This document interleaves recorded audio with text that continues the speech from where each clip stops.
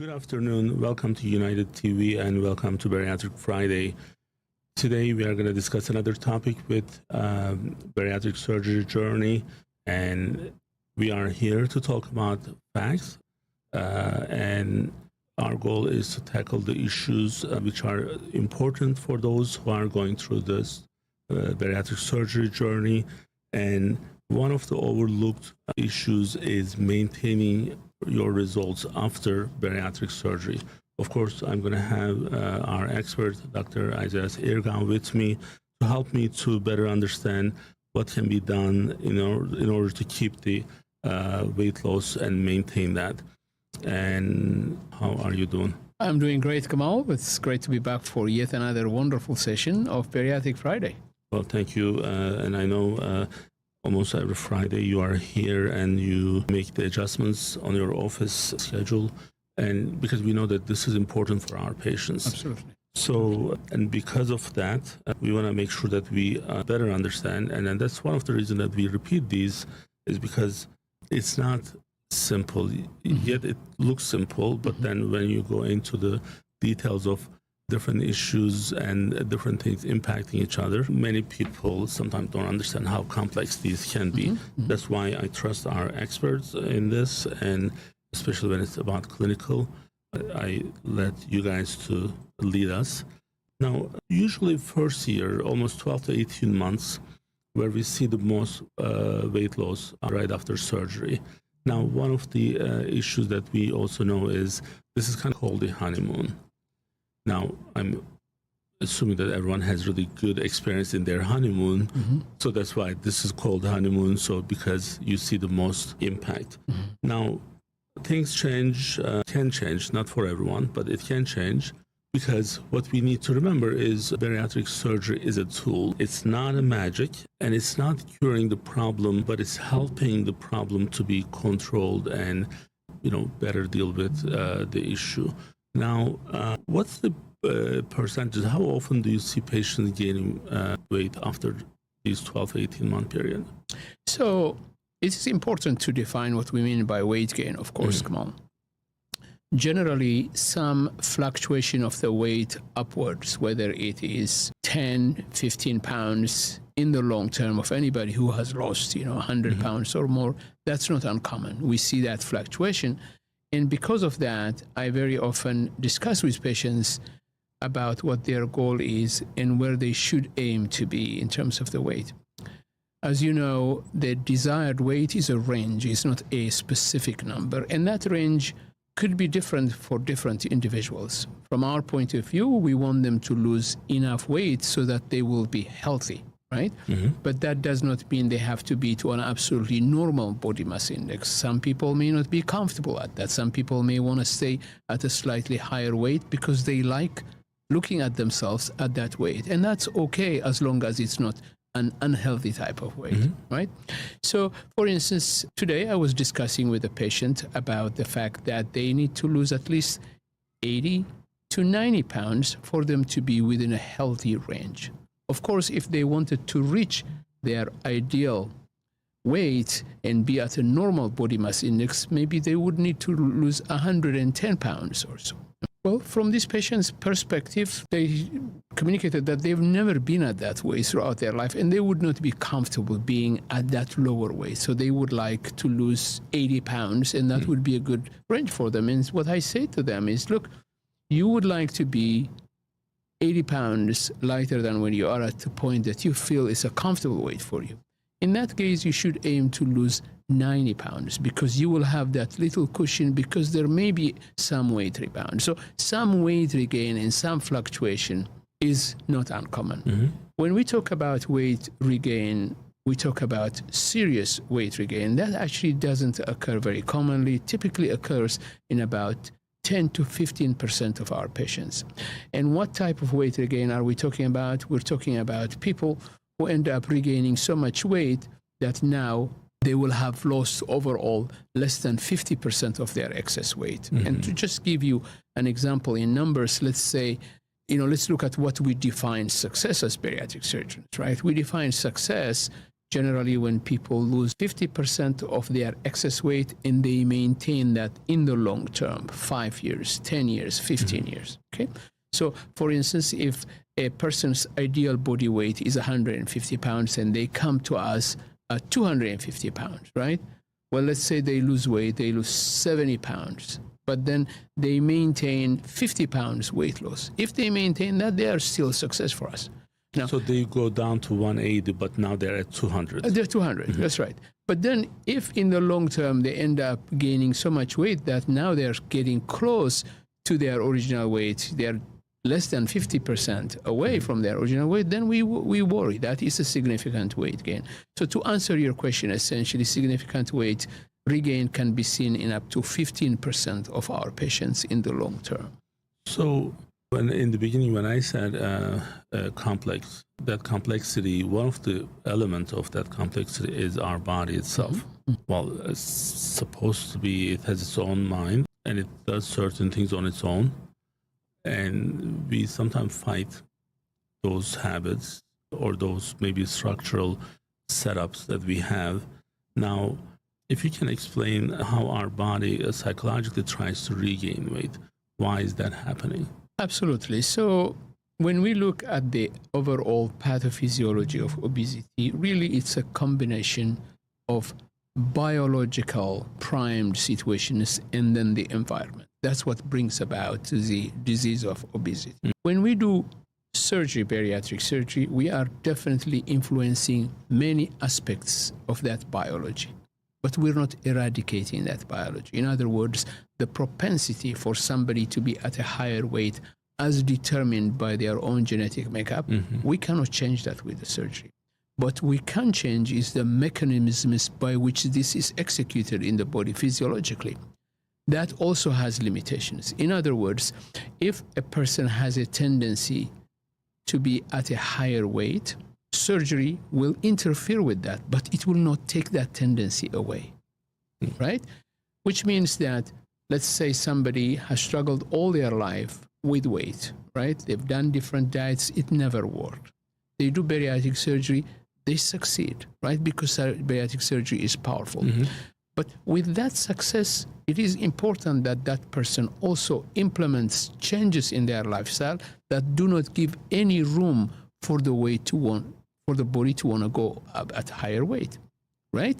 If they do, then that weight will come back. For instance, we will talk about what kind of situations bring about that weight regain. So going back to maladaptive eating, for instance, one of the maladaptive eating, going back to that, like for instance, a classic example is grazing. Grazing is a situation where you have somebody who's not necessarily eating a lot of food at one time, but they are constantly grazing on something, right? So a typical example would be somebody who has a sedentary job, desk job in front of their computer, and they would have a jar of M&M in front of them, right? If they are constantly snacking on that, that type of grazing can, in the long run, lead to weight regain because it's a little bit of excess calories every day repeated over and over again, right? And that's associated with that person also sitting on a chair all day long and not exercising. Yes, that person will come to us at a very heavy weight. We will do bariatric surgery, and they will have that honeymoon period of a year or two in which they will have lost a lot of weight. But if they go back to that lifestyle, which means sitting most of the day and not doing any exercise afterwards, snacking continuously on things that are not going to be affecting that little stomach, because you can fit M&M even in the smallest stomach, right, without feeling full. Right. If they do that, then obviously that tendency of the body to regain weight will reappear, and it will happen. Now, one of the reasons we focus extensively on preparing patients before surgery to adapt a good lifestyle, including repeated encounters with nutrition, including psychological counseling, and also asking them to attend sessions like Bariatric Friday, is because this message needs to be on constantly, right? They cannot let go of their guard. It's very important for them to understand. In other words, we are dealing with a disease that is chronic. It's not eradicated. It's controlled with bariatric surgery, right? And that is the message that we have to give to our patients as well.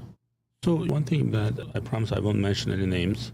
What you are describing, glazing, right? Grazing like the sheep or the cows in the grass. They are grazing all the time, right? So that's where the word comes from. One is because they're not doing much. So in the example of sheep, so they're probably just in one area. One area. So then the other thing is it's right there. So there was a situation in the office which I took care of. But because this whole issue of pleasing others with food, I see, and they probably didn't, maybe this is my way of just explaining my logic. So here we are promoting healthy lifestyle. There may be time to time we are not going to follow everything. I'm not going to even pretend like I would be the best on eating habits, but promoting is where the problem is.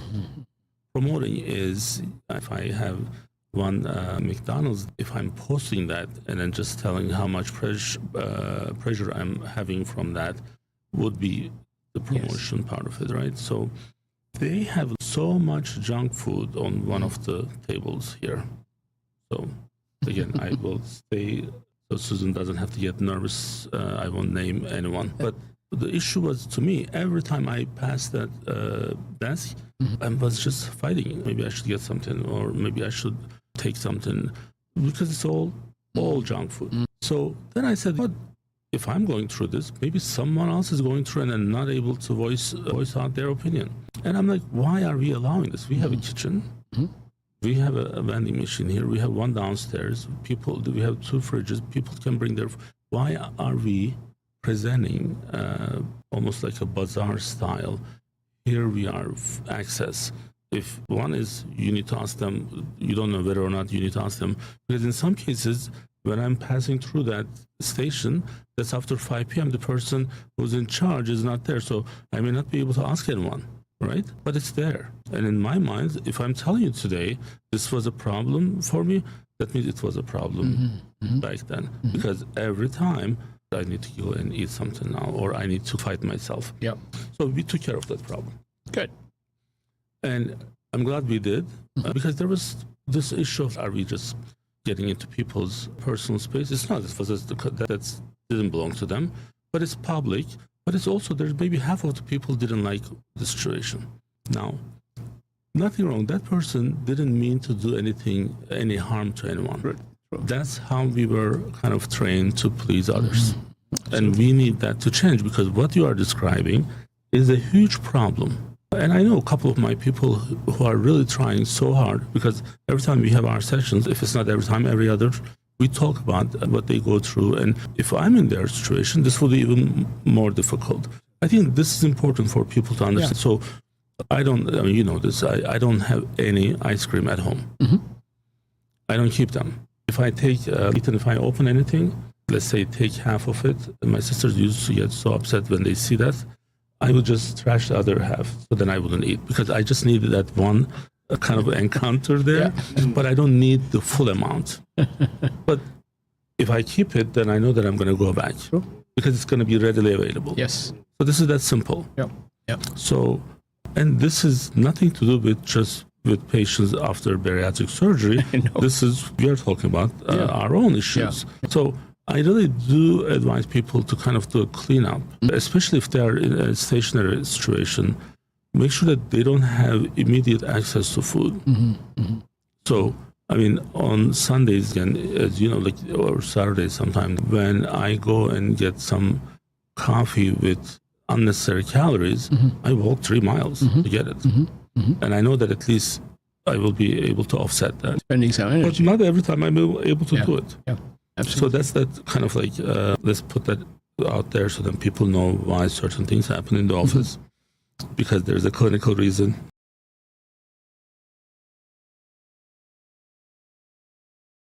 Now, I personally believe one of the most important issue on the regaining weight after surgery is, as much as, you know, all the other things that we are talking about, but the exercise is a huge factor. And many people don't really understand what we mean by the exercise. We are not asking people to go and spend 2 hours at the gym, but we want them to move, right? So, and it requires certain effort, and you have to remember. So, can we actually talk about the lack of exercise and how that impacts the regaining weight? Absolutely. This is very, very important, critically important. So, as you say, the foundation of all exercise is really movement, right? You have to be able to move. So, people have to ask themselves, what is my day life? Is it sedentary or is it active? In other words, I get up from bed and do I go to a chair where I stay there for hours on end? Or am I active physically? Right? And that depends really on the person's occupation, right? Some people will have jobs where they transfer from their bed to the chair and they will be on the chair for a long period of time and then they go back to bed as well. That is an absolutely sedentary type of life, right? Other people may actually be more active because their job, their occupation may be physically engaging. So they will be active. So the person who's active physically in their job actually has an advantage because that type of lifestyle actually is extremely healthy, which means that the person whose occupation by definition is sedentary, they have to take extra steps to be able to stay active, right? And this means that they really have to be conscious about the times that they are spending sitting down. One of the ways for them, for instance, to manage that is to count their steps. And nowadays we have the technology that allow us. People can wear a smartwatch or even just utilize their own smartphone. And as long as they have it on them, that smartphone actually will track their movements. Now, what we would like to see, I tell patients that ideally I would like to see them walking about 7,000 steps a day, right? That sounds like a lot, and it may be a lot. But if one starts tracking it, they may be able actually to achieve it. It's right? not. I'm going to tell you. Because the goal for me is 10. And you and I, we discussed this, and I try to kind of do certain things to see if I can actually relate to what our patients are going through. It's simple. It just needs that extra effort to say, hey, I need to do this. I need to remember doing it. And once I remember that, our phones are other smart devices, tells you how long we are sitting, how many steps we are already taking. So I'm just going to give you an example. So here in this new office, so from the studio is on the opposite side of my office. So, and I make an extra effort to walk, and we are right next to the kitchen here. So then I'm making an extra effort to walk from there to here. In fact, I was telling Anne the other day, I have my confirmation and all that in my office. I said, maybe we should put them in the studio so then when I need it, so that practical, it may not be so, but I like the idea of, okay, that's going to give me, if I go there twice extra, that's at least 1,000 steps. So it's like those efforts. When you leave here, I try to come with you to the parking lot. That's another 700 steps. So it's not that difficult. It's a mindset. And the other thing that people from the accountable care side, on our United Medical side, what we see with this fitness and exercise issues and people with hypertension and other chronic problems, they don't understand that the hypertension-related issues with the peripheral things, with circulation, that goes through your legs, right? Absolutely. But if you sit all day long, and if you don't make that movements, then you are actually just, it's gonna be worse. Yeah. There's some understanding issue, like, when Dr. Wasif, when he does procedures on the peripheral, that's all on the legs, right? So it's got nothing to do with the heart. It opens the blockages. Like that happens because they don't move. Yes. So it's that simple. Yes. Like I tell my mom, like she doesn't leave the house a lot, and she has someone who's helping her. She's independent, but she doesn't want to leave her house. No, you have to move because what you do in the house is not enough. So she lives in a gated community, so she can go downstairs and walk around the neighborhoods. No problem. Absolutely. Okay, so it's raining, so then there's the garage. Go and then walk in the garage.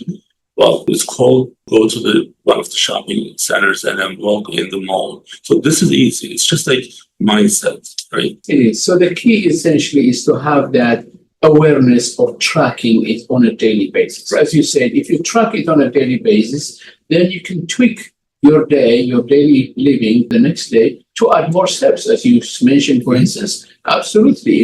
If there are certain activities that you can do that will increase the likelihood of movement, then you do that. Obviously, if you're parking, for instance, the intuitive thing that for people to do is to find the closest parking spots, right? I can complain about that. Right? So if he's watching, Sean Donovan, who was here earlier, so I park, I think one level or the half level, and I park in the farthest point of the parking lot. It gives me that extra step. Absolutely. So, and then I see his car closer, and then it's one level up. He's taking the elevator. And the other day we were leaving together for Lisa Rochester's event, and he's like, he went to the elevator. I'm like, what the hell are you doing? So I need my steps. So he's young, of course, so he's going to work out at some point. But those are the things. If you are someone who had morbid obesity, well, his BMI is probably 25, 26, right? So he's a professional or college football player. There's no issue for fitness. But the mindset of that with someone with morbid obesity is a problem. Absolutely, absolutely. So those tracking of your steps on a daily basis is important. And of course, we do want patients to incorporate other activities as well. For instance, resistance training is very important, not only to get their muscles to become strong, but also to make sure that their bones are strong, make sure that they do balance exercise, make sure that they do that stretching exercises. All those are important, but the foundation has to be movement, right? They have to transform their daily living from a sedentary to an active one. And awareness is obviously very important for that. Absolutely. Now, what about the family and support groups and the friends that we hang out with? Much impact they have? Huge impact, because if you are in a nurturing, supportive environment, you will thrive, obviously, right? Mm-hmm. Because you're emotionally supported. And if you're emotionally happy and content, the chances are that you will stay focused, right?